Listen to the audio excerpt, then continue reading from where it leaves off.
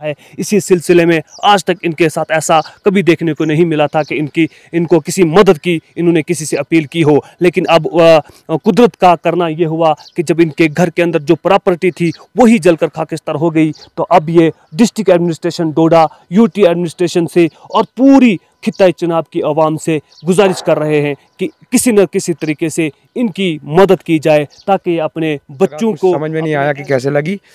तो सब कुछ जो घर में जायदाद वगैरह थी हम दो भाइयों की, सब खत्म हो चुका है, कुछ नहीं बचा हमारे पास जनाब।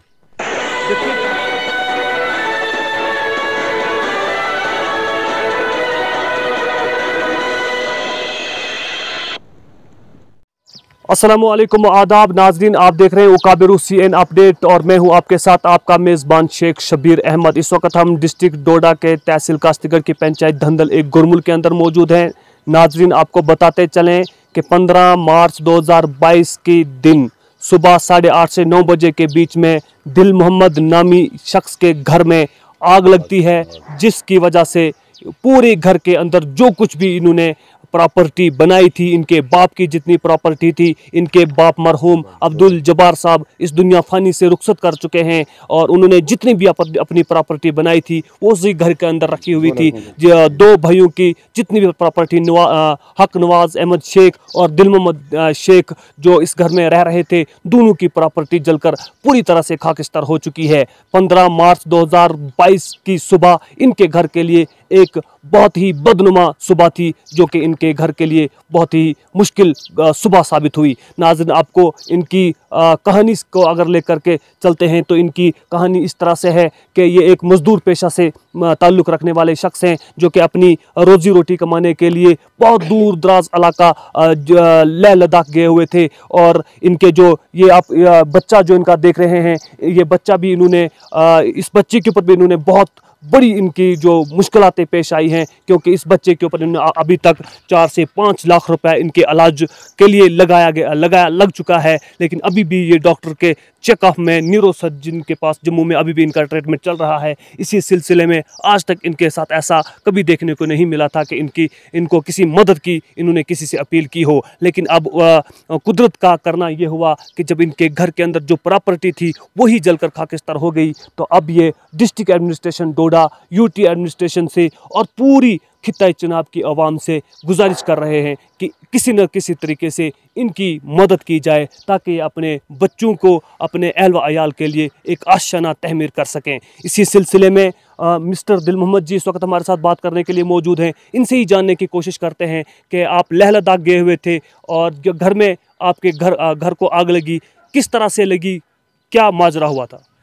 शुक्रिया शबीर साहब आपका। मैं एक्चुअल में लद्दाख मजदूरी के लिए गया हुआ था, तो 15 तारीख सुबह 9 बजे आग लगी घर में। तो मुझे फ़ोन आया कि जनाब आपके घर में आग लगी है। तो मैंने पूछा कैसे लगी, तो सब बोलने लगे कि अचानक आग लगी है, कुछ पता नहीं लगा, कुछ समझ में नहीं आया कि कैसे लगी। तो सब कुछ जो घर में जायदाद वगैरह थी हम दो भाइयों की, सब खत्म हो चुका है, कुछ नहीं बचा हमारे पास जनाब। देखिए, कहा जा रहा है कि बिजली की शॉर्ट सर्किट की वजह से आग लगी है। कुछ लोग कहते हैं कि आग अंदर आप लोग वहां जलाते थे उसकी वजह से आग लगी है। तो असल में आप वहां पर रहते भी नहीं थे, तो किस तरह से आग लगी, क्या माजरा हुआ था? एक्चुअल में मतलब घर के बताने के मुताबिक मैं बोल रहा हूँ कि ये घर में जनाब अली चूल्हा जलता था, बाकी कोई ऐसा सिस्टम नहीं था कि आग लगने का कोई सिस्टम ही नहीं था। अचानक आग लग गई, कुछ पता नहीं है जनाब। देखिए, लोगों के कहने के मुताबिक कि बिजली की शॉर्ट सर्किट की वजह से आग लगी है, लेकिन अगर उस टाइम की बात की जाए तो 8 बजे जो बिजली चले जाती है, फिर 10 बजे टाइमिंग के हिसाब से बिजली आती है। ये वाक़ा जो है ये 8:30 और 9 बजे के बीच वाला टाइमिंग है, जिसमें न बिजली थी और न ही कोई सोर्सेज का पता चला कि आग घर के अंदर रौनमा कैसे हुई, जिसकी वजह से लोग, पूरी पंचायत गुरमुल के लोग इकट्ठे होकर के उन्होंने अपनी पूरी कोशिश की आग को बुझाने की, लेकिन फिर भी आग नहीं बुझ पाई और घर के अंदर जितनी भी प्रॉपर्टी थी वो सारी जलकर खाकिस्तान हो गई है। लगभग इस यहाँ नाज़रीन आपको बताते चलें कि दिल मोहम्मद नामी शख्स के घर को जो आग लगी थी उसके अंदर जितनी भी प्रॉपर्टी इन्होंने बनाई थी, इनके फादर साहब ने बनाई थी, जो इनके जेवर थे, यानी कि दो भाई जो इकट्ठे रहते थे, हक नवाज शेख, दिल मोहम्मद शेख, इनके जो जेवर था, जो दहेज था, वो भी इस घर के अंदर रखा हुआ था। इनके बाप की जितनी बनाई हुई प्रॉपर्टी जो थी वो भी उसी घर के अंदर रखी हुई थी। अचानक आग लगने की वजह से वो सब जलकर खाकिस्तान हो गया है। नाज़रीन, आपको बताते चलें कि ये घर जो था ये एक बहुत बड़ा मकान था, जो आपको तस्वीरों में बाज़ाफ्ता दिख रहा होगा। ये जलकर खाकिस्तान हो गया है। यहाँ जो लकड़ी थी, जो फॉरेस्ट डिपार्टमेंट ने एक परमिशन के तहत इनको दी थी, जो घर के अंदर लकड़ी लगी हुई थी 50 साल पुरानी लकड़ी, वो भी जलकर खाकिस्तान हो गई। अब इनके पास कोई एक स्लीपर भी नहीं बचा है जिससे ये अपना घर तहमीर कर सकें। इसी सिलसिले में हमारे साथ बात करने के लिए नायब सरपंच जी भी मौजूद हैं। इनसे भी जानने की कोशिश करते हैं कि आप उस वक़्त एट ए टाइम यहाँ पर मौजूद थे, क्या वजह हुई थी, किस तरह से क्या माजरा हुआ था सारा? शुक्रिया शबीर साहब। हम जब पहुँचे तो 9 बजे, 9:15 बजे हम पहुँचे यहाँ, तो आग लग गई थी। आग लगी हुई थी, बहुत लोग यहाँ, पूरे पंचायत के लोग यहाँ आए हुए थे, औरतें मर्द, लेकिन आग को काबू नहीं हो रहा था। आग काफ़ी तेज़ी से चल रही थी क्योंकि ये धुंधला मकान था, तो ये आग का कंट्रोल नहीं हुआ, ना पानी था ना कुछ था उस वक्त। तब तक डोडा से फायर ब्रिगेड गाड़ी भी आ गई, लेकिन वो भी डोडे नहीं पहुंची, वहाँ से पानी ऊपर के लिए नहीं चढ़ा। तो जनाब ये काफ़ी ये नुकसान हुआ इसका, क्योंकि इसको घर बैठने के लिए तो नहीं है, दोनों को, हकनाबाद को और जिलों को, इनको घर वगैरह बैठने के लिए कुछ भी नहीं है। अब ये एडमिशन डीसी से अपील करते हैं हम कि यहाँ इनको फ़ौरन से फ़ौरन डाल दिया जाए, ताकि ये दोबारा से मकान बनाएंगे और दोबारा बैठने के लिए बच्चों को कुछ होगा। क्योंकि ये आज ज़िंदगी बसर कर रहे हैं टेंटों में, बैठे हैं बच्चे, दीदी, और राशन पानी कुछ नहीं है खाने के लिए इनको। तो कुछ चंदा करके लोगों ने राशन पानी वगैरह दिया था, वो भी इनको वो काम पहुँचेगा। तो लिहाजा इनको गवर्नमेंट कोई अमदाद करे, इनको हेल्प करे कि जिससे ये अभी दोबारा खड़े होंगे। जी हाँ नाज़रीन, जिस तरह से इन्होंने बताया कि यहाँ पर फायर एंड इमरजेंसी सर्विस की गाड़ी भी आई थी, लेकिन हमने 12 डिस्ट्रिक्ट एडमिनिस्ट्रेशन को, यूटी एडमिनिस्ट्रेशन को इस बारे में मुताला किया है कि पीएमजीएसवाई डिपार्टमेंट ने जो यहाँ पर रोड निकाला हुआ है वो गाँव के एक कोने पर ला करके छोड़ा है, जहाँ से फायर एंड इमरजेंसी सर्विस अगर कहीं पर गाँव में कोई मुश्किलात पेश आ जाए तो यहाँ पर पाइप नहीं पहुँचती है। इस जगह से कम 1 किलोमीटर दूर रोड को रखा गया है, जिससे यहाँ के लोगों को बड़ी सारी मुश्किलों का सामना करना पड़ता है। हमने इस बारे में डिस्ट्रिक्ट एडमिनिस्ट्रेशन डोडा, यूटी एडमिनिस्ट्रेशन को मुताला किया कि इस गांव को भी जो अक्सरियती तबका है इस पंचायत का, वो रोड से महरूम है। और क्योंकि अगर इस जगह पर रोड होगा तो किसी भी इमरजेंसी के वक्त डिस्ट्रिक्ट एडमिनिस्ट्रेशन की गाड़ियाँ या जो कुछ भी होगा वो यहाँ पर पहुँचेंगी, लोगों की मदद कर सकेंगी। लेकिन 1 किलोमीटर नीचे से पाइप यहाँ पर नहीं पहुँच सकती है।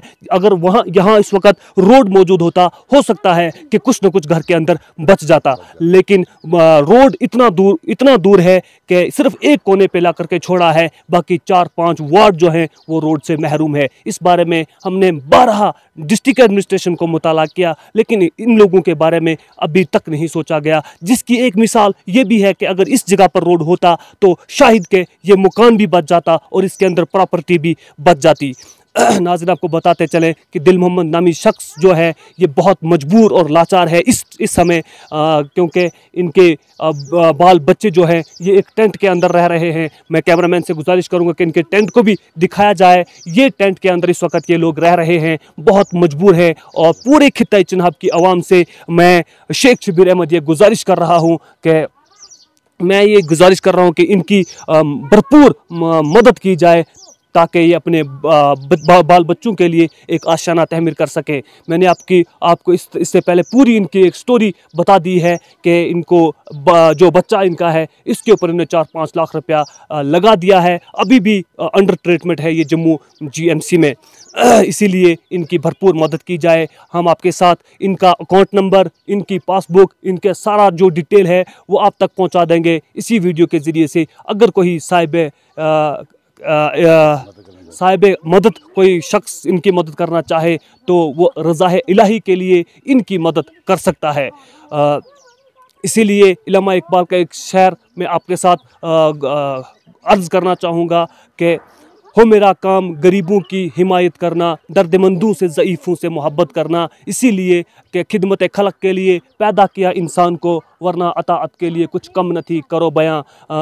ये इंसानियत का सबक ही सिखाता है कि एक दूसरे की मदद की जाए, मजबूरी के हालात में, मुश्किलों के वक्त में एक दूसरे की मदद की जाए, वरना तो खुदा की इबादत के लिए फरिश्ते ही काफ़ी थे।